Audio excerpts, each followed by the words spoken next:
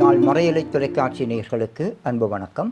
மீண்டும் ஒரு கருத்துக்களம் நிகழ்விலே உங்களை சந்திப்பதில் நாங்கள் மகிழ்ச்சி அடைகின்றோம்.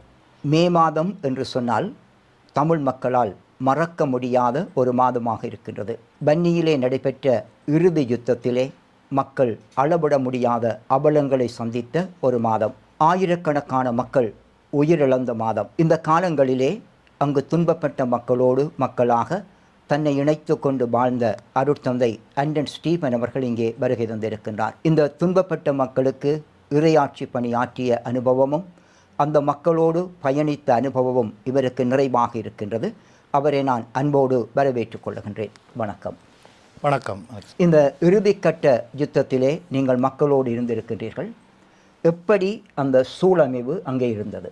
நாங்கள் சில இடங்களுக்கு போகிற போது அல்லது சில மனிதர்களை நாங்கள் சந்திக்கிற போது அல்லது சில நாள்களை நாங்கள் கடந்து செல்லுகிற போது எங்களை அறியாமலே எங்களுடைய உள்ளத்துக்குள்ளே பல எண்ணங்கள் வந்து போவது வழமை. மே மாதம் என்றவுடனே அநேகமாக தமிழ் மக்களுடைய மனதுக்குள்ளே வந்து போகிற முக்கியமான ஒரு நிகழ்வு இந்த முள்ளிவாய்க்கால் படுகொலை. இந்த முள்ளிவாய்க்கால் என்று சொல்லி நாங்கள் கூறுகிற போது உடனடியாகவே மக்கள் பட்ட துன்பங்கள் தான் எங்களுடைய கண்களுக்கு முன்பாக வந்து போவது வழமையாக இருக்கும். எங்களுடைய இனத்தினுடைய அந்த உச்சக்கட்ட துன்பியல் அனுபவங்கள் சூழ்ந்த இடம்தான் அந்த முள்ளிவாய்க்கால் என்கின்ற ஒரு இடம். அந்த இடத்துக்குள்ளே இருந்து மீண்டவர்களுடைய வாழ்க்கை அனுபவங்களை கேட்டால் தெரியும். அவர்கள் நிச்சயமாக தங்களுடைய துன்பங்களோடு சேர்ந்து இறை பராமரிப்பையும் சொல்லுவார்கள். தாங்கள் எப்படி அந்த இடத்திலே இருந்து மீண்டு வந்தோம் என்கின்ற அந்த இறை அனுபவத்தை ஆழமாக பதித்த ஒரு இடமாகவும் இந்த முள்ளிவாய்க்கால் என்கின்ற இடம் அமைந்திருக்கிறது. இந்த துன்பம் நிறைந்த அவலங்கள் நிறைந்த அந்த இடத்திலே வாழ்ந்த மக்கள் எப்படி பாதுகாக்கப்பட்டார்கள்? அவருடைய பாதுகாப்பு ஏற்பாடுகள் எப்படி ஒழுங்குபடுத்தப்பட்டிருந்தது? இறுதி யுத்தம் என்பது வெறுமனே முள்ளிவாய்க்காலில் நடைபெற்ற யுத்தம் அல்ல. இது தம்பனை மன்னார் தம்பனை என்கின்ற இடத்திலே தொடங்கி படிப்படியாக வன்னி பிராந்தியம் முழுவதும் பரவி இறுதியிலே முள்ளிவாய்க்காலை சென்றடைந்தது தான் அந்த இறுதி யுத்தமாக இருக்கிறது. தம்பனையிலே இராணுவ நடவடிக்கை நடைபெறுகிற போது மடுவிலே இருந்து அந்த மடுமாதா சிறுவம் திருவன்பட்டிக்கு கொண்டு வரப்படுகிறது. அதோடு சேர்ந்து மக்களும் இடம்பெயர்ந்து அப்படித்தான் அந்த வன்னி இடப்பெயர்வு ஆரம்பமானது. மக்கள் ஆரம்பத்திலே இடம்பெயர்கிற போது அவர்களுடைய பாதுகாப்பு பலமாகத்தான் இருந்தது. அவர்கள் தங்களுக்கென்று சொல்லி பதுங்கு குழிகளை அமைத்தார்கள். தாங்கள் அப்படியான பொருள்களை கொண்டு வந்தார்கள். அப்படி அவர்கள் வருகிற போது உயிரிழப்புகளும் மக்களுடைய உயிரிழப்புகளும் குறைவாக இருந்தது. அவர் படிப்படியாக மீண்டும் மீண்டும் இடப்பெயர்வுகளை சந்தித்து கொண்டு கிளிநொச்சி நகரை அண்டுகிற போது உயிரிழப்புகள் சற்று அதிகமாக இருந்தது. அதைவிட கிளிநொச்சியிலே இருந்து தர்மபுரம், உடையார்கட்டு, சிவமடு அந்த பகுதிகளுக்கு அவர்கள் செல்லுகிற போது தான் மக்களுடைய உயிரிழப்பு உச்சத்தை தொட்டது. சில வேளைகள் ஒரு நாளில் 200-300 மக்கள் கூட கொல்லப்பட்ட நிகழ்வுகள் எல்லாம் இருக்கிறது. இந்த மக்களுடைய பாதுகாப்பு என்று சொல்லி நாங்கள் பார்க்கிற போது அங்கே இருந்த போராளிகள் மக்களுடைய பாதுகாப்பிலே கூட கவனம் செலுத்தினார்கள். அங்கே ஒரு பதுங்கு குழி அமைக்கிற ஒரு செயல்பாட்டை கூட அந்த போராளிகள் மக்கள் மத்தியிலே ஊக்கப்படுத்தி கொண்டிருந்தார்கள். தேவன்பட்டி அப்படியே வந்து முழங்காவிலை தாண்டி மாங்குள பிரதேசத்துக்கு இந்த சண்டை நகருகிற போது கிளிநொச்சி நகரத்திலே மக்கள் பதுங்கு குழிகளை அமைக்க தொடங்கிவிட்டார்கள். பொதுவான இடங்களில் ஏராளமான பதுங்கு குழிகள் அமைக்கப்பட்டிருக்கும். வீதியாலே போகிறவர்கள் கூட அந்த பதுங்ககளிக்குள்ளே பாதுகாப்பு எடுக்கிற நிலைமைகள் எல்லாம் இருந்தது. அந்த இடங்களில் அமைக்கப்பட்ட பதுங்கு அகழிகள் வந்து பாதுகாப்பான பதுங்கு அகழிகளாக இருக்கும். அவர்கள் மண்மூட்டை இந்த மரங்கள் எல்லாம் கட்டித்தான் வைப்பார்கள். மேலே விழுந்தாலும் சில வேளைகளிலே உயிராபத்து என்பது தடுக்கப்படும். அதைவிட மக்களுடைய பாதுகாப்புக்காக இன்னும் ஒரு விடயத்தை நான் நினைவுபடுத்துகிறேன். இந்த கீஃபிர் கொழும்பிலே இருந்து விமானங்கள் குண்டுவீச்சு விமானங்கள் எழும்புகிற போது மக்களுடைய பாதுகாப்புக்காக கிளிநொச்சி நகரம் அல்லது அந்த நகர பகுதிகளை அண்டி சைரன் என்கின்ற ஒரு சாதனத்தை பொருத்தி வைத்திருந்தார்கள். அந்த பெரிய கோபுரங்கள் அல்லது கிளிநொச்சியில் கூட தண்ணி டேங்குக்கு மேலே அது பொருத்தப்பட்டிருந்தது. நான் நினைக்கிறேன் கொழும்பில் அந்த போர் விமானங்கள் வெளிக்கிடுகிற போது இந்த இடத்துல அவர்கள் அந்த சத்தத்தை போடுவார்கள். இந்த சத்தம் கேட்டு சைரன் ஒலி எழுப்பி ஒரு 10-15 நிமிஷத்துக்குள்ள விமானங்கள் வந்து தாக்குதலை அங்கே நடத்தும். அந்த மக்கள் என்ன செய்வார்கள் என்று சொன்னால் பாதுகாப்பான இடங்களை தேடி ஓடுவார்கள். இந்த சைரன் ஒலி கேட்டவுடனே மக்கள் எல்லோரும் பொது இடங்களிலே இருந்து மறைந்து தங்களுடைய பதுங்குகளுக்குள்ளே போகிற ஒரு பாதுகாப்பு சூழல் இந்த யுத்தம் நிலவிய ஆரம்ப காலங்களிலே இருந்தது. அப்படி பல மக்களை பாதுகாக்க வேண்டும் என்று சொல்லி பல செயல்பாடுகளை அந்த இடத்திலே அங்கே நின்றவர்கள் முன்னெடுத்திருந்தார்கள். அந்த மக்களுடைய இடப்பெயர்வு தொடர்ச்சியாக நடைபெற்று விஸ்வமடு உடையார்கட்டு பகுதிகளை அண்மிக்கிற போது லட்சக்கணக்கான மக்கள் ஒரே இடத்திலே ஒன்றாக இருக்கிற போது மக்களுடைய பாதுகாப்பு அங்கு கேள்விக்குறியாக மாறியது. சில இடங்களில் ஷெல் விழுந்து கூட ஒன்றடியாக 10-15 பேர் இறக்குற தன்மை கூட இடம்பெற்றது. இது நினைக்கிறேன் சுதந்திரபுர பகுதியில் தான் முதல் தடவையாக ஒரு ஷெல்லிலேயே பல மக்கள் இறந்த விடயங்கள் எல்லாம் நடைபெற்றது. அதைவிட அந்த உடையார்கட்டு பிரதேசத்திலே ஒரு நாள் காலமே வெள்ளன அடிக்க தொடங்கிய ஷெல் மழையினாலே 100க்கும் அதிகமான மக்கள் வீதிகளிலே கொல்லப்படுகிற நிலைமைகள் கூட அந்த இடத்திலே இருந்தது. அப்படியே உடையார்கட்டை தாண்டி புதுக்குடியிருப்பு, இரணப்பாலை, வலையர்மடம், முள்ளிவாய்க்கால் என்று சொல்லி வருகிற போது மக்களுக்கு எந்த விதமான பாதுகாப்பும் இல்லாத ஒரு கட்டம். பதங்ககளிகளை அந்த சதுப்பு நிலங்களில் அமைக்க முடியாது. உடையார்கட்டு விஸ்வமடு பகுதிகளிலே பதங்ககளிகளை அமைக்க முடியும். ஆனால் வலையர்மடம் அங்கால முள்ளிவாய்க்கால் பகுதிகளிலே அது ஒரு கடற்கரை சார்ந்த நிலம், சதுப்பு நிலமாக இருக்கும். பதுங்ககளிகள் அமைப்பது சரியான கடினம். ஆகவே அந்த தங்களால் இயன்ற மாதிரி அந்த பாதுகாப்பு நடவடிக்கைகளிலே மக்கள் ஈடுபட்டார்கள். இறுதி காலங்களிலே அந்த இடங்களிலே உரப்பை எடுப்பது சரியான கஷ்டம். அப்போ மக்கள் என்ன செய்தார்கள் என்று சொன்னால் தங்களுடைய சீலைகளைத்தான் வெட்டி பைகளாக மாற்றி அதுக்குள்ளே மண்ணுகளை போட்டு தாங்கள் படுக்கிற இடங்களை சுற்றி வச்சு பாதுகாப்பாக அந்த இடங்களை அமைத்து கொள்வார்கள். சில பேர் படுத்து எழும்பைக்குள்ளே அந்த அந்த மண்மூட்டைகளில் ஏராளமான சன்னங்கள், துவக்க சன்னங்கள் இருக்கிற சம்பவங்கள் எனக்கு கூட 1-2 தடவைகள் நடைபெற்றிருக்கிறது. நான் இரவில் படுத்துட்டு விடிய எழும்பி பார்க்க மண்மூட்டை உடைஞ்சு மண் இருக்கும் என்னென்னு பார்த்து அதுக்குள்ள ஒரு சன்னம் இருக்குது. அப்படி அந்த பாதுகாப்பு செயல்பாடுகள் இந்த இறுதி காலங்களில் சரியான குறை. அப்படி பாதுகாப்பதற்குரிய இடம் சூழல் இல்லை. ஒரு குறுகிய பகுதிக்குள்ளே லட்சக்கணக்கான மக்கள் இருக்கிற போது அவர்களுடைய பாதுகாப்பு நிரந்தரம் இல்லை. அந்த இடங்களில் சில இடங்களில் மேட்டு நிலங்கள் இருக்கிறது, சில இடங்களில் பள்ள நிலங்கள் இருக்கிறது. இந்த மேட்டு நிலங்களில் இருக்கிறவர்கள்லாம் உடனடியாக அந்த துப்பாக்கி சூட்டுக்கு இரையானவர்கள். ஏனென்றால் எங்கே வச்சு சுட்டாலும் அந்த மேட்டு நிலங்களை நோக்கித்தான் ரவைகள் சீறிப்பாயும்.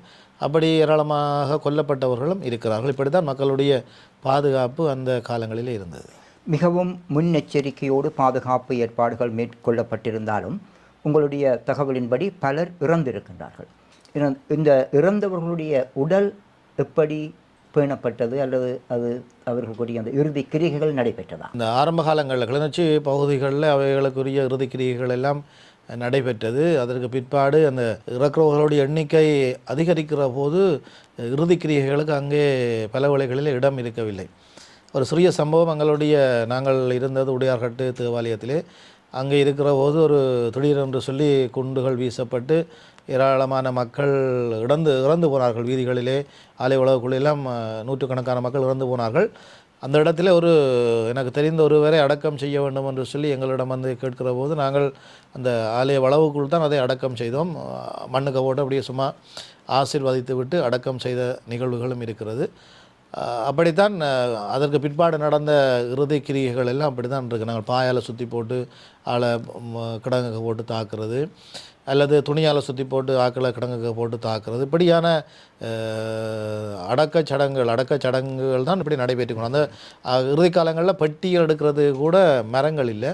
இப்போ பாய் அந்த பெட்ஷீட்டால் சுற்றி போட்டு தான் ஆக்களை அவர்கள் அடக்கம் செய்தாலும் அந்த இறுதி நாள்களில் அதுவும் செய்வோம். நாங்கள் அப்படியே ஆக்களை கொண்டு இழுத்து நாங்கள் வெட்டின பங்கருக்குள்ளே போட்டு அப்படியே மண் மூடி சிலவள மண் மூடாத நேரங்கள் கூட இருக்கிறது. நாங்கள் எங்களோட 2 பேர் இறந்துச்சுன்னா அவையை நாங்கள் தூக்கி பங்கருக்க போட்டோமே தவிர அவைகளுக்கு நாங்கள் மண் போட இல்லாமல் அப்படியான ஒரு சிக்கல் எல்லாம் இருக்கிறாங்க. மண் போட்டு கொண்டு நின்றோம்னா நாங்கள் அதில் இறக்க வேண்டிய ஒரு சூழல் வரலாம். இந்த இறுதி கிரியைகள் என்னது இப்படி தான் அங்கே நடந்தது. ஆரம்பத்திலே வடிவாக அழகாக செய்யப்பட்டது. பிறகு சண்டைகள் எல்லாம் அதிகமாக வருகிற போது, மக்கள் உயிரிழப்பு அதிகமாக வருகிற போது, இந்த இறுதி அடக்கச் சடங்குக்கெல்லாம் அங்கே இடமில்லை. இருக்கிறத சுற்றி போட அப்படியே சில இடங்களில் ஆக்கள் ஒன்றாக இருந்து இறந்த பிற்பாடு அவர்கள் அப்படியே அந்த உடலங்களை கூட விட்டு விட்டு அப்படியே தங்களுடைய பாதுகாப்பை தேடி ஓடிய சம்பவங்களும் இருக்கிறது. அவர்களுடைய உடல்கள் அப்படியே அழுகி அப்படியே உக்கி இருக்கும் என்று நாங்கள் நினைக்கிறோம். நிச்சயமாக இவ்வளவு பேர் இறந்த இடத்திலே அதிலும் பார்க்க அதிகமானவர்கள் காயப்பட்டிருப்பார்கள். அவர்களுடைய மருத்துவ பராமரிப்பு அல்லது சிகிச்சை முறைகள் எப்படி அமைந்திருந்தது? காயப்பட்டவர்கள் என்று சொல்லி நாங்கள் பார்க்கிற போது ஓமந்தைக்குள்ளால் காயப்பட்டவர்களை கொண்டு போகிற ஒரு நடைமுறை இருந்தது. கிளிநொச்சி வைத்தியசாலையிலிருந்து காயப்பட்டாக்களை கொண்டு போகிறது. அதே போல் கிளிநொச்சி வைத்தியசாலை முற்றுமுழுதாக இராணுவ கட்டுப்பாட்டுக்குள் வந்த பிறகு புதுக்குடியிருப்பு வைத்தியசாலையில் இருந்து கூட காயப்பட்டவர்களை வாகன தொடரணி ஊடாக ஐசிஆர்சியினுடைய மத்தியஸ்தத்துடன் ஓமந்தை ஊடாக வவுனியா கொண்டு போய் காயப்பட்டவர்களுக்கு சிகிச்சை அளிக்கிற நிகழ்வுகள் நடைபெற்றது. ஆனால் பிறகு ஓமந்தை இல்லாமல் மூடப்பட்ட பிறகு காயப்பட்டவர்கள் ஒரு பயங்கரமான நெருக்கடிக்குள்ளே இருந்த சமயத்திலே வெளியிடங்களில் இருக்கிறவர்கள் அரசாங்கத்தோடு கதைத்து ஐசிஆர்சியினுடைய மத்தியஸ்தத்தோடு ஒரு கப்பல் சேவை ஒன்றை ஆரம்பித்தார்கள். அந்த கப்பல் மாத்தளன் பகுதியிலான் முதல் இறங்கியது. ஆகவே அந்த மாத்தளன் பகுதியிலே கொண்டு போய் காயப்பட்டவர்களை ஒரு சின்ன வள்ளத்துக்குள் ஏற்றி அந்த கப்பல் கரைக்கு வராது. கரைக்கு வரும் அளவிற்கு அங்கே இடங்கள் சரியாக இல்லை. அது நடுக்கடலில் நிற்கும், நடுக்கடல் கொஞ்சம் தள்ளி நிற்கும். அப்போ காயப்பட்டவர்களை கொண்டு வள்ளத்திலே ஏற்றி அந்த வள்ளத்தை கப்பலுக்கிட்ட கொண்டு போய் வச்சு அந்த கப்பலில் வள்ளத்தில் இருந்தான் காயப்பட்டவர்களை மேலே ஏற்றுவார்கள். அப்படியான நிகழ்வுகள் 4-5 தடவைகள் நடைபெற்றது. இறுதிக்கட்ட யுத்தம் நடக்கிற போது கூட காயப்பட்டவர்களை ஏற்றி போகிறதுக்கு ஐசிஆர்சி கப்பல் வந்தது.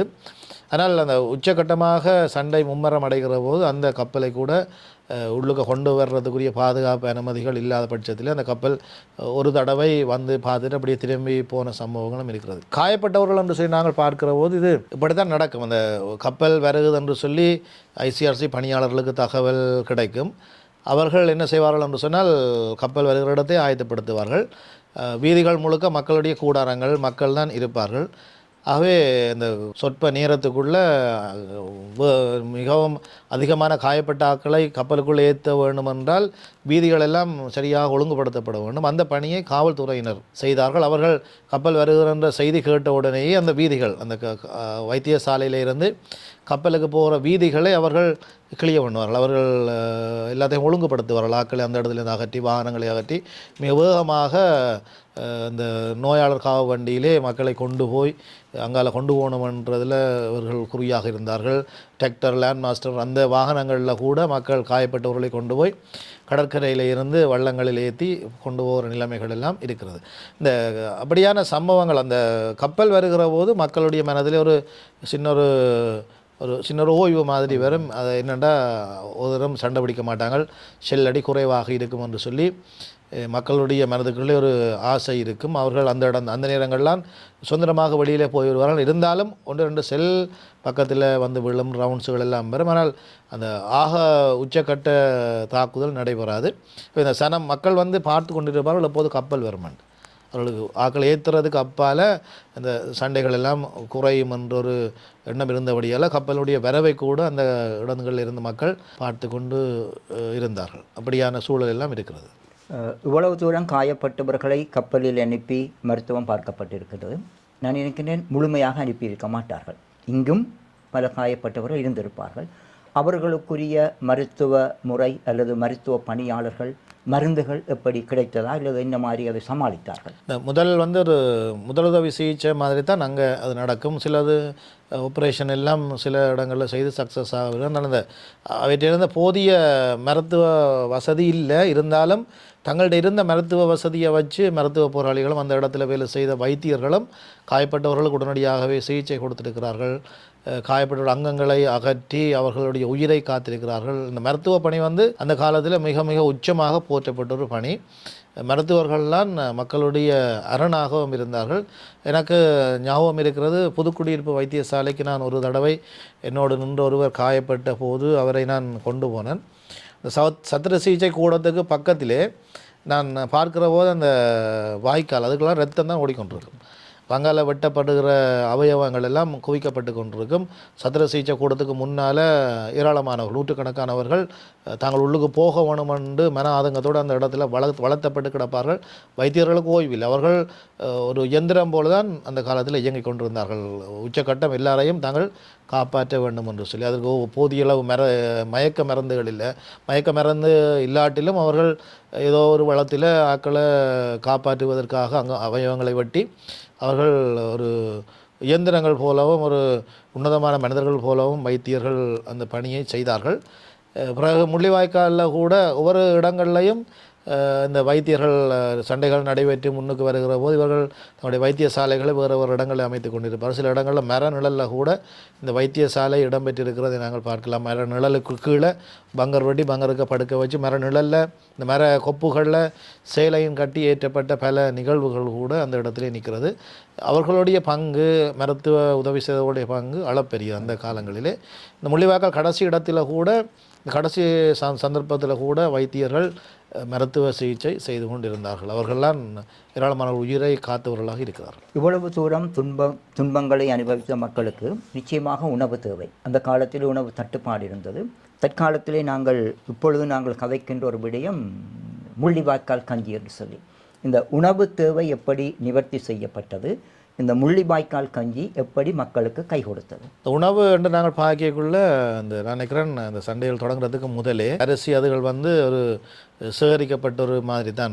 அந்த சண்டை நடந்தால் என்னென்ன மாதிரி தங்களை நம்பி இருக்கிற மக்களை காப்பாற்ற வேண்டும் என்று சொல்லி பொருண்மையத்தினர், அரசு போராளிகளுடைய நிர்வாகத்துறையினர் எல்லோரும் தங்களுடைய திட்டமிடல்கள் வடிவாக செய்திருந்தாலும் உணவு என்ன மாதிரி உணவு பற்றாக்குறை இல்லாமல் மக்களை காப்பாற்ற வேண்டும் என்று சொல்லி அங்கே இருந்த பெரிய சொத்து நெல்லோட கடல் வளம் இருந்தது, மீன், மற்றது தேங்காய். அவைகளை வைத்துத்தான் தங்களுடைய இறுதிக்கட்டத்தில் கூட தங்களுடைய உணவு தேவையை அவர்கள் பூர்த்தி செய்தார்கள். நெல்லுக்கு பஞ்சம் இல்லை, மீன் கடற்கரையில் போய் மீன் பிடிக்கலாம். அப்போ அவைகளை வைத்து தான் செய்தார்கள். இந்த இடத்துல இந்த உணவு தேவை நான் இன்னொரு விடயத்தை குறிப்பிடலாம்னு நினைக்கிறேன். இந்த வேலைப்பாடு முழங்காவில் அந்த பகுதிகளில் இருந்து மக்கள் இடம்பெயர்ந்து வருகிற போது உணவு சேகரிக்கப்பட்டது. அது ஒரு வித்தியாசமான முறையில் சேகரிக்கப்பட்டது. அந்த இடத்துல ஹியூடெக் இயங்கிக் கொண்டிருந்தது. அவர்கள் ஒரு சின்ன திட்டம் ஒன்றை போட்டார்கள். என்னென்னா இந்த பகுதியிலேருந்து இடம்பெயர்ந்து வர மக்களுக்கு இடம்பெயராமல் இருக்கிற மக்கள் உதவி செய்யக்கூடிய விதமாக இந்த பங்கு தந்தையர்களோடாக ஆலயம் சார்ந்த ரீதியாக உணவுகளை சேகரித்து அரிசி எண்ணா ஒரு குடும்பஞ்சலோட 10 கிலோ கொடுப்பாங்களா, அப்படி ஒரு 10 பேர் சேர்ந்தாங்கன்னா 100 கிலோ அரிசி வந்துடும். அப்போ அந்த பொருள்களை கொண்டு போய் இவர்களே இடம்பெயர்ந்து வார மக்களுக்கு கொடுக்குற நிகழ்வுகள் எல்லாம் நடைபெற்று அந்த பாதிக்கப்பட்ட மக்களை உள்ளுக்கு இருக்கிற மக்கள் தாங்கி பிடிக்கிற அளவுக்கு அந்த உணவு பரிமாற்றம் அல்லது உணவு தேவைகளை பூர்த்தி செய்கிற நல்லதொரு வழிமுறை அந்த இடத்துலேருந்து அது ஒரு ஆச்சரியமான ஒரு விடயமாக தான் இருந்தது. ஒரு இடத்துலேருந்து இடம்பெயர்ந்து வருகிற போது மற்ற பகுதியில் இருக்கிற மக்கள் அந்த உணவு தேவையை நிறைவேற்றுவதற்கு தங்களிடம் இருக்கிறதுகளை மக்களோடு பகிர்ந்து கொள்ளுகிற ஒரு நிகழ்வுகள் எல்லாம் நடைபெற்றது. இந்த இறுதி கட்டத்துக்கு நாங்கள் வருகிற போது அங்கே அந்த ஒரு பண்டமாற்று முறை மூலமாகவும் சில பொருட்கள் கொள்வனவு செய்யப்படுது. எப்படி இருக்குமெண்டா உதாரணமாக நாங்கள் கடற்கரைக்கு போகிறோம், கடற்கரையில் மீன் பிடித்து கொண்டு வருவார்கள். அந்த மீனை நாங்கள் எடுக்கிறதுக்கு எங்கள்கிட்ட இருக்கிற அரிசியை கொடுத்தோம்னா மீன் தருவாங்க. அப்போ பண்டமாற்று முறையெல்லாம் அங்கே கைக்கொள்ளப்பட்டது. அங்கே காசு ஒரு பெறுமதி இல்லாத ஒரு விடயமாக இருந்தது. ஏனென்றால் பொருள்கள் எல்லாம் உச்சக்கட்டத்துக்கு போய் கொண்டு வந்தது. எனக்கு தெரியவே பச்சை மிளகாய் 15,000 விற்றது, சீனி தட்டுப்பாடு, சீனி 5,000. அப்படி உணவுப் பொருட்களெல்லாம் உச்சத்தை தாண்டி கொண்டு வந்தது. ஒரு டிராக்டர் விற்றார்கள் 15,000க்கு, நினைத்து பார்க்க முடியாது. மோட்டர் சைக்கிள் 150 ரூபா கொடுத்த நிகழ்வுகள் எல்லாம் இருக்கிறது அந்த இடத்துல. அப்போ அது காசுக்கு பெறுமதி இல்லாமல் போய்விட்டது. அந்த தங்களுடைய வாழ்வாதாரத்தை அவர்கள் அந்த உணவு பற்றாக்குறையை நிவர்த்தி செய்வதற்கு எல்லோரும் ஒன்றாக சேர்ந்து அந்த சவாலை மேற்கொண்டார்கள். அதைவிட மறுபுறத்தில் இந்த தமிழர் புனர்வாழ்வு கழகம் சில இடங்களில் மக்களுடைய உணவு தேவைகள் நிறைவேற்றி வைப்பதற்கு அந்த கஞ்சி கொட்டில் இந்த காலங்களில் நாங்கள் பார்க்குறோம் கஞ்சி பரிமாற்றம் பல இடங்களில் நடைபெற்று கொண்டோம். அந்த கஞ்சி முள்ளிவாய்க்கால் துன்பத்தினுடைய ஒரு உச்சக்கட்ட அடையாளமாக இருக்கிறது. அந்த கஞ்சி ஒரு வித்தியாசமான ஒரு சுவையாக இருக்குது. இப்போ இந்த காலங்களில் காய்ச்சப்படுற கஞ்சி அந்த சுவைக்கு வராது. அது இன்னொரு வித்தியாசமான ஒரு சுவையாகத்தான் இருக்குது. அதுக்குள்ள பெருசாக சீனி உப்பு எல்லாம் கலக்க மாட்டினோம். ஆனால் ஏதோ ஒரு சுவை ஒன்று இருந்தது. அரிசி இருந்தது, அதை விட பயறு, மற்ற இந்தியாவிலேருந்து வந்த பருப்புகள், அவைகள்லாம் போட்டு கஞ்சியாக்கப்படும் ஏதோ ஒரு சுவை அந்த இடத்துல இருந்தது. அதை நாங்கள் மறக்க முடியாது. அதான் மக்களுடைய உயிரை காத்ததாக இருக்குது. இந்த கஞ்சி கொட்டில்களை என்ன செய்வார்கள்னா, மக்கள் அதிகமாக இருக்கிற இடங்களில் போடுவார்கள். கஞ்சி காய்ச்ச தொடங்கியக்குள்ளே அங்கே நீண்ட வரிசை வந்துடும். சின்னாக்கள்லேருந்து பெரியாக்கள் மட்டும் நீண்ட வரிசை கோப்பைகளோடு வந்திருப்பினோம். அவைகள் அந்த கஞ்சி காய்ச்சி ஒரு நேரம் தான் அநேகமாக அங்கே இருக்கிறார்கள் சாப்பிட்டது, ஒரு நேரம். அந்த இடத்துல கஞ்சியை வேண்டி தாங்களே சாப்பிட்ற சம்பவங்கள் எல்லாம் நடைபெற்றது. அந்த கஞ்சியோடு சேர்ந்து சில இடங்களில் வாய்ப்பெண் செய்து கொடுத்தார்கள். அப்படி இன்னும் சில உணவுப் பொருட்களை கூட இந்த தமிழர் புனர்வாழ்வு கழகம் சில இடங்களில் அமைத்து மக்களுடைய அந்த உணவு தட்டுப்பாட்டை நிறைவு செய்தார். நான் நினைக்கிறேன் அந்த முள்ளிவாய்க்காலில் யுத்தத்தால் இறந்தவர்கள் அதிகம், ஆனால் இந்த பட்டினியான இறந்தவர்கள் என்று சொல்லி நீங்கள் யாரையுமே சொல்லலாது. முள்ளிவாய்க்கால் சண்டையில் பட்டினியால் சாப்பாடு இல்லாமல் இறந்தவர்கள் என்று சொல்லி நீங்கள் யாரையுமே அடையாளம் காட்ட முடியாது. இவ்வளவு துன்பங்களை அனுபவித்த இந்த நிகழ்விலே நீங்கள் ஒரு அருட்பணியாளராக பணியாற்றி இருக்கிறீர்கள். உங்களோடு சேர்ந்து எத்தனை அருட்பணியாளர்கள் அங்கே பணியாற்றினார்கள்? என்னோடு சேர்ந்து நான் அந்த கடைசி நாள் மட்டும் நின்று சொல்லிக்குள்ளே நாங்கள் 8 அருட்பணியாளர்கள். அவையில் ஒரு ஆள் மரணமடைந்து விட்டார். அடுத்து சரத் ஜீவன், மற்றது ஃபாதர் பிரான்சிஸ் ஜோசப், அவர் காணாமல் ஆக்கப்பட்டு விட்டார். மற்ற நாங்கள் எல்லாரும் இருக்கிறோம். எல்லாரும் ஒன்றடியாக இருக்கவில்லை, நாங்கள் பிரிந்து தான் நாங்கள் இருந்தோம். ஏனென்றால் அந்த இடத்திலே ஒன்றடியாக இருந்து எல்லோரும் மரணிக்காமல் பிரிந்து இருந்து மரணிக்கிறவர்கள் மரணிக்க, தப்புகிறவர்கள் மக்களோடு இருக்கட்டும் என்கின்ற ஒரு நோக்கத்திற்காக நாங்கள் அப்படி பிரிந்து தான் இருந்த நாங்கள். இப்போ அந்த காலங்களில் நாங்கள் செய்த பணி என்று நாங்கள் பார்க்கக்குள்ள நாங்கள் ஏதோ பெரிய பணியெல்லாம் செய்த மாதிரி இல்லை. ஆனால் எங்களுக்கு ஒரு மன திருப்தி, நாங்கள் மக்களோடு இருந்ததுண்டு, கடைசி மட்டும் இருந்ததுண்டு. இதில் இன்னொரு சம்பவத்தை நான் சொல்லலாம்னு நினைக்கிறேன். 2009ஆம் ஆண்டு தை மாதம் அப்படி மதகுருக்களையும் அந்த இடங்களிலிருந்து வெளியேற வேண்டும் என்று சொல்லி எங்களுக்கு ஒரு கட்டளை வந்தது. அதுக்கு முதலே நீங்கள் தெரிஞ்ச மாதிரி அரசு நிறுவனங்கள், அரசு சார்பற்ற நிறுவனங்கள் எல்லாம் வெளியேற்றப்பட்டு விட்டது. கிளிநொச்சியிலிருந்தே கட்டாயப்படுத்தி தான் வெளியேற்றப்பட்டார்கள். அவர்கள் வெளியேறின பிறகுதான் மக்களுடைய இழப்புகள் அதிகமாக இருந்தது. அப்போ இப்படி இருக்கிற பொழுது எங்களுக்கும் ஒரு அறிவித்தல் தரப்படுகிறது, மதகுருக்களும் அந்த இடத்துல இருந்து வெளியேற வேண்டும் என்று சொல்லி. நாங்கள் மக்களோடு இருந்த நாங்கள் அப்போ அவைகளோட கடைசி மட்டும் இருக்கிறேன்னு நாங்கள் தீர்மானித்த நாங்கள் அந்த நேரத்தில் இன்னும் பல அருட்தந்தையர்கள் எங்களோடு இருந்தார்கள். அதில் ஃபாதர் ஜேம்ஸ் பத்தினார், அவர் காயப்பட்டு பிற்பாடு வெளியிலே வந்து விட்டார். இன்னும் சிலர் சில காரணங்களுக்காக அந்த இடங்களிலிருந்து வெளியேறிவிட்டார்கள். அப்படி இருக்கிற போது இந்த அறிவித்தல் வந்தபோது ஒரு கொஞ்சம் பேர் மக்கள் எங்கள்கிட்ட கேட்டார்கள், ஒரு கட்டத்தில் ஃபாதர் நீங்களும் போக போகிறீங்களாண்டு. வேணுண்டு கேட்க என்ஜிஓ எல்லாம் போயிட்டுது, உங்களையும் வர சொல்லிட்டாங்க, இப்போ ஆக்களுக்கு தெரியும், அப்போ நீங்களும் போக போகிறீங்களாண்டு. இப்போ அவையிட்ட நான் கேட்டேன் நாங்கள் இங்கேருந்து என்ன பணி செய்யலாம், பூசைகள் சாத்தியம் இல்லை, இப்போ என்ன பணி செய்யலாம்னு கேட்க அந்த மக்கள் சொன்னார்கள், ஃபாதர் நீங்கள் பணி ஒன்றும் செய்யாட்டிலும் பரவாயில்லை, நீங்கள் எங்களோட இருங்கோ, உங்களோட அந்த இருப்பு அல்லது அந்த வெள்ளை உடுப்பு கடவுளோட பிரசன்னத்தை எங்களுக்கு காட்டும், அந்த நம்பிக்கை எங்களுக்கு எங்களோட துன்பங்களை கடக்கிறதுக்கு ஒரு சக்தியை தரும் உங்களோட இருப்பு. நீங்கள் ஒரு வேலையை செய்யாட்டிலும் பரவாயில்லப்பா, நீங்கள் பாதுகாப்பாக இருந்தீங்கன்னா அவ்வளவு காணும், நாங்கள் எங்களோட கடவுள் இருக்கிறார் என்ற உணர்வு கொண்டு வரோம்னு சொல்லி அந்த மக்கள் எங்களிடம் சொன்னார்கள்.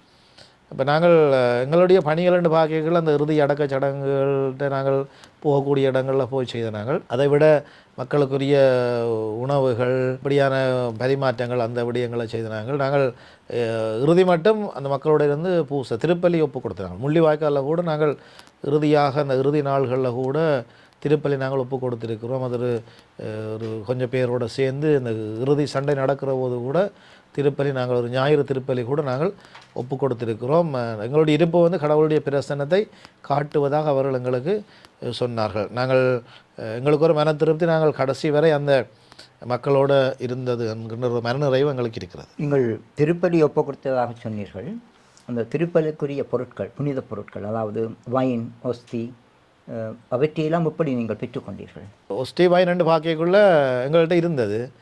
ஏன்னா அந்த சண்டை பாதைகள் பூட்டுப்படுறதுக்கு முதலே நாங்கள் அந்த ஒஸ்டி வைன் எல்லாம் எங்கள்கிட்ட இருந்த ஒஸ்டி செய்கிற இடம் இருந்தது, பூசைக்குரிய அந்த வைன் அது கொஞ்சம் கொஞ்சம் தான் எடுக்கிறது. அப்போ அந்த வைன் கையிருப்பில் இருந்தது. இப்போ பூசைக்குரிய பொருள்கள் எல்லாம் நாங்கள் இடம்பெயர்ந்து வரைக்குள்ள ஒரு பூசை வைக்கக்கூடிய மாதிரியான அந்த சலிஸ் பாத்திரங்கள் அதுகள் எல்லாத்தையும் பூசை புத்தாமெல்லாம் ஒரு பேக்குக்குள்ளே போட்டு நாங்கள் கையில் கொண்டு எங்கட சாமான் எடுத்தோமோ இல்லையோ அந்த சாமானை கட்டாயம் நாங்கள் எடுப்போம். நாங்கள் கடைசி மட்டும் பூசை வைக்கணுமன்றதில் உறுதியாக இருந்தபடியால் அந்த பொருட்களை நாங்கள் கொண்டு வந்தாங்க. நாங்கள் ஒரு கொஞ்ச காலம் எங்களுக்கு தெரியும், நாங்கள் பதங்கு குழிக்குள்ளே வச்சு பூசை வச்சுனாங்க. அந்த அனுபவங்கள்லாம் எங்கள்கிட்ட இருக்குது. பதங்கு குழிக்குள்ளே இருந்து நாங்கள் திருப்பலி ஒப்பு கொடுத்த சம்பவங்கள் எல்லாம் இருக்கிறது. வெளியில் ஷெல் அடித்து கொண்டிருப்பாங்க. நாங்கள் பதங்ககளிக்குள்ளேருந்து பூசை வச்ச சம்பவங்கள் இருக்கிறது. பிறகு அந்த பதங்ககளி பாதுகாப்பு இல்லாத கட்டத்தில் வெளியில் இருந்து ஆக்களோடு எல்லாம் நாங்கள் பூசை திருப்பலி ஒப்பு கொடுத்துருக்கு. உங்களுடைய ஆன்மீக கடமைகளை நீங்கள் மக்களோடு சேர்ந்து செய்திருக்கின்றீர்கள். அவஸ்தை என்ற அந்த அருட்சாதனம் அந்த வேலைகளை நீங்கள் யாருக்காவது கொடுத்திருக்கின்றீர்களா? அவஸ்தை கொடுக்குறதுக்கு டைம் இல்லை. அப்படி யாருமே வருத்தமாக இருந்து யாருமே சாகையில். இப்போ காயப்பட்டவர்கள் இறக்க போகிறார்கள்னு தெரியும் இல்லை. அப்படி காயப்பட்டாக்கள் வண்டா நூற்றுக்கணக்கான காயப்பட்டாக்கள் இருப்பாங்க. அவங்க இறக்க போயிடணும்னு சொல்லி யாருமே அவஸ்தை கொடுங்கன்னு சொல்லி எங்கள்கிட்ட கேட்கல. ஏன்னாண்டா வாழ்வாக சாவாங்க, நாங்கள் எல்லோரும் சாகத்தான் போகிறோம். இப்போ எத்தனை பேருக்கான அவஸ்தை கொடுக்குறது? அப்படி யாருமே எங்கள்கிட்ட அவஸ்தை பூசுங்கன்னு சொல்லி கேட்கல. எல்லாருக்கூட நாங்கள் உதாரணமாக எங்களுக்கு கேட்பாங்க மண்டாடங்க ஆசீர்வதிங்க, நாங்கள் போய் ஆசீர்வதித்து ஆசிரியர் எல்லாம் இருக்கும். நாங்கள் அவைகளுக்கு ஒரு சுவம் சொல்லிட்டு வருவோம். சில வேளை அவர்கள் எல்லாம் மரணித்திருக்கிறார்கள், சிலர் உயிர் தப்பி இருக்கிறார்கள். இந்த இறுதி கட்டத்தில் கூட மக்களுடைய விசுவாசம் உறுதியாக இருந்திருக்கின்றது. அதே நேரம் அருட்பணியாளர்களை கடவுள்களாக பார்த்திருக்கிறார்கள். உங்களுடைய பிரசன்னம் அவர்களுக்கு நல்ல ஆறுதலை கொடுத்திருக்கின்றது. எனவே அந்த இறுதி கட்டத்திலே அந்த மக்களோடு இருந்த அனைத்து அருட்பணியாளர்களை நாங்கள் பாராட்ட வேண்டும். இந்த பயங்கரமான சூழலிலே நீங்கள் பணியாற்றி இருக்கிறீர்கள். எந்த ஒரு சந்தர்ப்பத்துக்காவது நீங்கள் உயிர் ஆபத்தை சந்தித்திருக்கின்றீர்களா? இந்த உயிர் ஆபத்து என்று சொல்லி நாங்கள் பார்க்கக்குள்ள அங்கே இருக்கிறதே ஒரு பெரிய உயிர் ஆபத்து தான். எந்த நேரத்திலையும் என்ன நடக்கும். நான் அநேகமாக கிளிநொச்சி, கட்டக்காடு, வெத்திலக்கேணி அந்த இடங்கள் எல்லாம் நான் போயிட்டு வந்த இதுகள் இருக்கிறது. உடையார்கட்டு இந்த இடங்கள்ல எல்லாம் சில இடங்களில் நான் மயிரிழையில் உயிர் தப்பி இருக்கிறேன். அப்போ இந்த தாக்குதல்கள் நடக்கும். நான் சில அந்த இடத்துல இருந்தால் இறந்திருப்பேன். ஒரு நிமிஷம் அங்கால போயிட்டு வந்தபடியால் அப்படியான சம்பவங்கள் எல்லாம் இருக்கிறது. கிளிநொச்சியில் ஒரு காரணம் இருக்கைக்குள்ளே காலமாக கெவியூர் வந்துட்டு அந்த நேரம் தான் நான் எழும்பி நினைத்திரியால் எழும்பி ப்ரஷ் எடுத்துக்கொண்டு வாஷ்ரூமுக்கு போய் கொமட்டில் இருப்பவண்டு வலிக்கிட கீவர் கொஞ்சம் அடிக்கிற மாதிரி வந்த அப்புறம் நான் ப்ரஷ் எடுத்துகிட்டு வெளியில் வந்து நின்று பார்த்து கொண்டு நிற்க கீவர் அடிச்சிட்டேன். அப்போ எங்களோட கட்டுறதுக்கு மேலாம் ஏதோ சத்தமாக கிடந்துச்சு. அப்போ நான் சரி போயிட்டாரண்டு உள்ளுக்கு போய் வாஷ்ரூமுக்கு பார்க்குறேன். கொமட்டுக்கு மேலே பெரிய ஒரு பீஸ் ஒன்று இருக்குது. இப்போ அந்த இடத்துல நான்ன்றதை எனக்கு கட்டாயம் காயப்பட்டுருவேன். அப்படியான சம்பவங்கள் கணக்க இருக்குது. நான் ஏற்கனவே சொன்ன மாதிரி நான் பக்கத்தில் மண்மூட்டை அடுக்கி இந்த சீலையால் மண்மூட்டை கட்டி கொண்டு படுத்து விடிய வெள்ளனை பார்க்கக்குள்ள அதுலேயே இத்தனை ரவுண்ட்ஸ் அடிச்சிருக்கும். மண்மூட்டை இல்லாட்டி என்னுடைய உடம்பு என்னோட ஒரு மோட்டர் பைக் இருந்தது. அந்த மோட்டர் பைக்கை கொண்டு ஒரு நாள் எங்களோட வலையர் மடத்தில் விட்டுட்டு நான் சண்டை நடக்கிற நேரம் விட்டுட்டு நாங்கள் உள்ளுக்க கதைச்சிட்டு சாப்பிட்டுட்டு இருக்க சண்டை தொடங்கிட்டுது. அப்போ மோட்டர் பைக் வெளியில் நின்றது. அப்போ நான் இன்னொரு ஆளோட போய் சண்டையெல்லாம் முடிஞ்ச பிறகு வெளியில் போக வேண்டிய தேவை இருந்தது. போய் மோட்டர் பைக்குக்கு நாங்கள் போயிட்டு பிறகு விடைக்க பார்த்தேன். சீட்டுக்கு ஏதோ தட்டுற மாதிரி கிடந்தது. இப்போ என்ன கிடக்கண்டு பார்க்க 50 கிலோ பெரிய ரவுண்ட்ஸ் உண்டு. அதுக்குள்ளே போய் அப்படியே சுழச்சு அந்த இதில் சுழச்சு போய் மோட்டர் பைக் சீட்டுக்குள்ளே கிடக்குது. அப்போ அதில் நின்று தான் கட்டாயம் நாங்கள் இறந்துடும். அப்படி கணக்க விடயங்கள் இருக்கிறது. நான் ஒரு தடவை என் நண்பர் ஒரு ஆளோட போய் கதைச்சு கொண்டு வரேன். 2 பங்கர் குத்திலேருந்து கதைச்சு கொண்டு இருக்கிறோம். கதைச்சு கொண்டு இருக்கிறதுக்கு பக்கத்தில் இன்னொரு ஆள் கதைச்சு கொண்டு வந்தவர் இருந்தால் சண்டை. பக்கத்தில் இருந்தவர் அப்படி எங்களோட காலுக்கு விழுகிறார். அவர்கிட்ட நெத்தியில் வெடி. இப்போ நாங்கள் 2 பேரும் தப்பிட்டோம். எங்களை பக்கத்தில் இருந்தவர் இறந்துட்டார். கணக்க சம்பவங்கள் இருக்கிறது. இப்போ இப்படியான சம்பவங்கள் நடந்தாலும் இந்த மனசில் இருந்தது நான் கடைசினாலும் காயப்படக்கூடாது. காயப்பட்டால் அந்த இடத்துல இருந்து கட்டாயம் வெளியே வர வேண்டிய நான் எனக்கு விருப்பம் இல்லாமலே வெளியிலே போக வேண்டிய ஒரு சூழல் வர்றபடியினால் நான் மன்றாடி கொண்டிருந்தது கடைசி மட்டும் ஆக்களோடு இருக்கணும், நான் காயப்படக்கூடாது. அப்போ கடவுள்லாம் நாங்களை காப்பாற்றினது. அப்படியான சிக்கல்களுக்கு இருந்து காப்பாற்றி. இன்னொரு கட்டம் உடையார்காட்டில் நடந்த சம்பவம் உண்டு. அப்போ உடையார்காட்டில் இருந்தால் போல் ஷெல் அடிக்க தொடங்கிட்டாங்க. அதில் என்னோடய சமைக்கிறதுக்கு நின்ற அப்பா அவர் காயப்பட்டுட்டார், காலில் காயப்பட்டுட்டார். கோயிலுக்குள்ளான் இருந்தால் போல் மக்கள் எல்லாம் ஓடி வந்தவர். ஓடி வந்து கோயில் ஃபுல்லாக ஐயோ ஐயோன்னு தான் சத்தம் குளறி கொண்டிருக்கிறோம். கோயிலை சுற்றி விழுது, ரோட்டில் விழுது, எங்களோட கண்ணுக்கு முன்னால் விழுது, ஆக்கள் எல்லாம் சாகுறாங்க, அங்கே இங்கெல்லாம் பதகளிக்கு ஓடுறாங்க. அது ஒரு சினிமா படங்களில் வர மாதிரி தான் இருந்தது. அப்போ நான் கோயிலுக்குள்ளே எந்த பண்ண போயக்குள்ளே அங்கே இருக்கிறாங்களாம் கத்திக்கணும், ஐயோ ஐயோன்னு கத்தி கொண்டு இருக்கிறாங்க. அப்போ அந்த இடத்துல எந்த மைண்ட் சொன்னது, இந்த கத்தல் எல்லாத்தையும் கத்துற சத்தம் எல்லாத்தையும் வேறு சத்தமாக மாற்றணும்னு. அப்போ உடனடியாக நான் என்ன செய்தேன்னு இந்த பொக்கெட்டுக்கு சேமாலை இருந்தேன். அந்த சேமாலையை கையில் எடுத்து நான் கோயிலுக்கு ரெண்டு கொண்டு சேமாலை சொல்லுவோமான்னு சொல்லி நான் சேமாலையை தொடக்க அந்த ஐயோன்ற சத்தமெல்லாம் அப்படியே இல்லாமல் போய் எல்லாரும் சேமாலை சொல்கிறோம். அப்படியான சம்பவங்கள் கணக்கே இருக்குது. நாங்கள் கடைசி நாள் எல்லாம் இந்த வலியர் மடத்தில் நடந்த ஒரு சம்பவம், அது நாங்கள் பங்கருக்கு இருக்கிறோம். ஒரு பின்னேரம் ஒரு 5 மணிக்கு தான் பங்கருக்கு போனாங்க. 5 மணிக்கு போயக்குள்ளே இருந்த வெளிச்சூழல் எங்களுக்கு தெரியும். விடவரா செல்லடி. இப்போ நாங்கள் எங்களுக்கிட்ட இந்த பங்கருக்கு இருந்த ஒரு வாகனம் பற்றி எரியுது, எங்களுக்கிட்ட ஒரு 10 மீட்டர் தள்ளி இருந்தது. இப்போ அதை இலக்கு வச்சு தான் குண்டுகள் எல்லாம் வீசப்படுது. அந்த நேரம் நாங்கள் பங்கருக்கு இருந்து செய்த வேலை சேமாலை சொன்னாங்க. இப்போ அதுக்கு இருக்கிற எல்லாரும் சேர்ந்து சேமாலை சொன்னாங்க. அந்த இடம் பாதுகாக்கப்பட்டது. இப்போ நாங்கள் விடிய ஒரு 6 மணிக்கு வெளியில் பார்க்குறோம், நாங்கள் போய்க்குள்ளே இருந்த இடம் இப்போ இல்லை. ஃபுல்லாக எல்லாம் சல்லடை போட்டு ஃபுல்லாக எல்லாம் மாறி எல்லாம் இடிஞ்சு நாங்கள் உள்ளுக்கு போய்க்க இருந்த இடம் வேறு, இப்போ வெளியில் பார்க்குற இடம் வேறு. அப்படி அது சில வேளை எங்களுக்குள்ளே விழுந்திருக்கலாம். அதனால் உண்மையாக அந்த மாதாண்ட அருள் அவன் பாதுகாப்பு எங்கள்கிட்ட இருந்ததை நாங்கள் உணர்ந்து கொண்டனால் இப்படி சிவமாலை சொல்லி கன இடங்களில் காப்பாற்றப்பட்ட சம்பவங்கள் இருக்கிறது. நம்பிக்கை, இறை நம்பிக்கை.